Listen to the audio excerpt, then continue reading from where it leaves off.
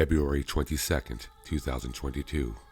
Current President Joe Biden has met and discussed current matters with the G7 committee to implement sanctions to prevent Russian President Vladimir Putin's flow of monies in and out of Russia.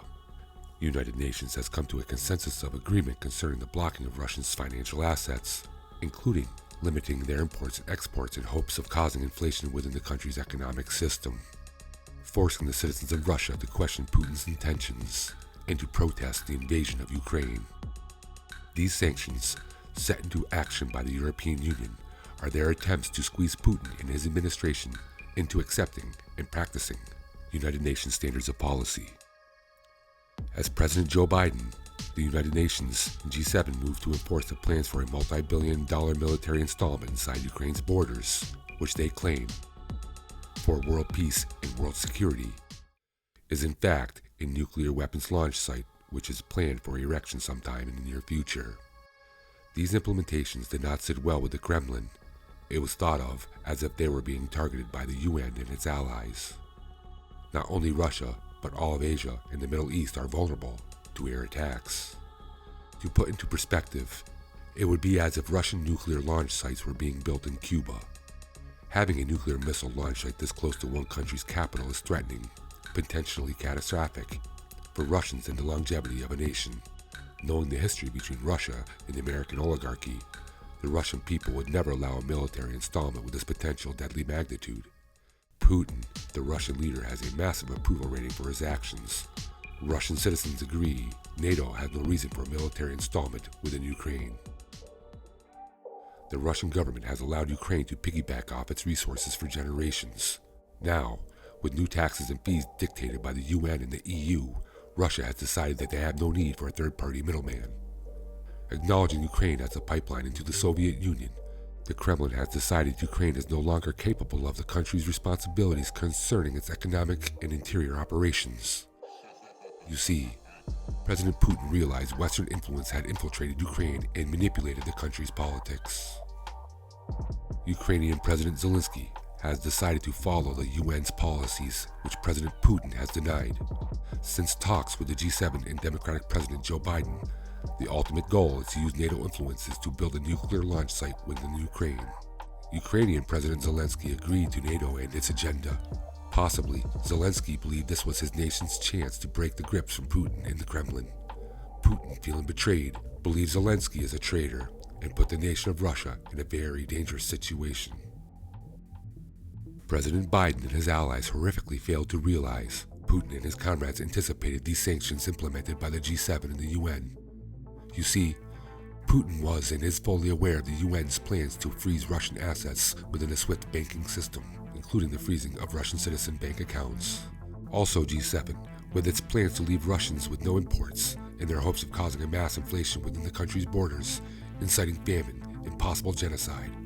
Showing no respect for Putin and little care for its citizens, the Kremlin responded swiftly and accurately with deadly force. Putin showed the world that this level of disrespect will not be tolerated in any way. You must understand, Putin studied the art of war and is a master in military warfare. He also knows his strike on Ukraine will leave Biden and his allies with no other option but to respond. This is not a random invasion of a country. This is not a military exercise.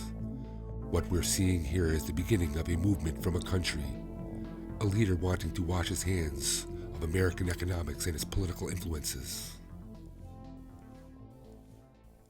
Vladimir Putin once again outwitted his counterparts with a swift siege of Kiev, as Joe Biden and the G7 summit attempted to fault the move on Ukraine with sanctions, attempting to cause severe financial consequences. Putin, days earlier, sent an intel team in secret to set up base and launch cyber attacks on the capital, gaining access to critical and sensitive banking material, in return sending vital information back to President Putin and his comrades days before the invasion.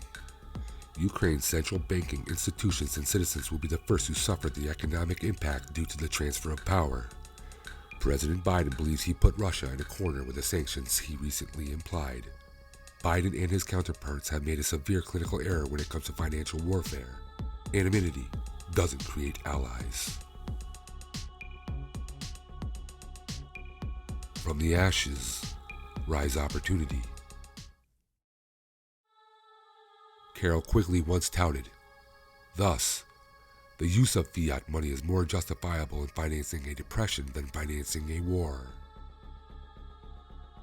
Bitcoin and cryptocurrencies are on the cusp of displaying their true value to the world with their ability to influence warfare, institutions, and politics.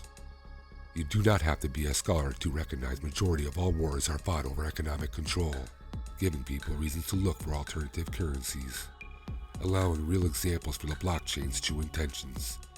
Yet again, we question if Satoshi Nakamoto anticipated another financial collapse. Was this all part of Satoshi's plan when the blockchain was invented? Was Bitcoin's creation to fund a cyber war of the new ages?